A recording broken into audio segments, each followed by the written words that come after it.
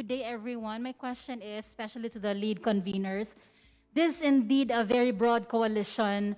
You have people coming from the far left to the far right, and also people coming from who once came from the center. So how then can you manage the non-negotiables? The sectors and the groups, the personalities in your coalition will definitely have non-negotiables. How will you be able to manage those? How will you be able to compromise the non-negotiables to come up with the unified slate? That is something that's very ambitious, considering the composition of the group. And I'd also like to point out that you have people here coming from the ombudsman, for the former ombudsman, from the COA, and you have people also who came from the other side of the fence in court proceedings, for instance. So papaano po, and how can you assure that this bloc will not slowly chip away, considering the diversity of its composition? Thank you. Who will answer? Again, Justice Carpio. Thank you. Let me explain that. The others can also give their explanation.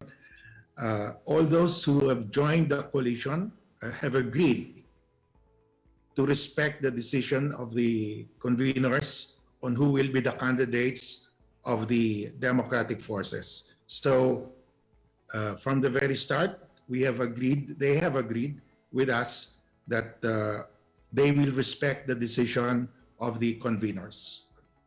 And we have discussed this again and again, and this is the understanding of everybody that unless we are united, we cannot win in 2022. So the unifying force is that we belong, we have the majority, but the majority will become a minority if they are divided.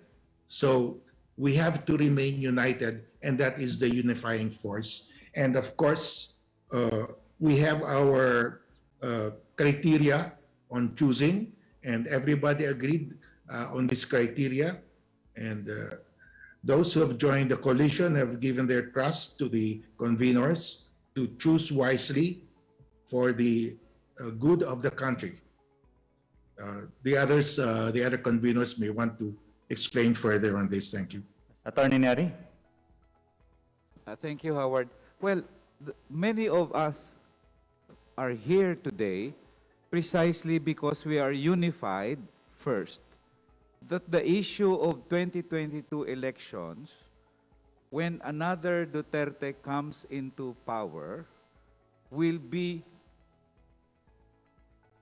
substantially affecting our survival as a nation.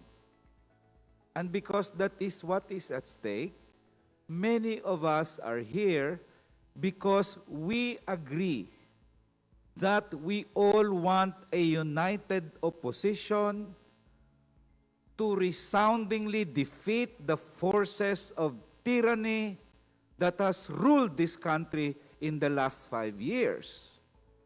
For us, that is the main unifying point here. And we are here to undergo a process. We are going to decide on processing how we search for that and how we achieve that unified opposition.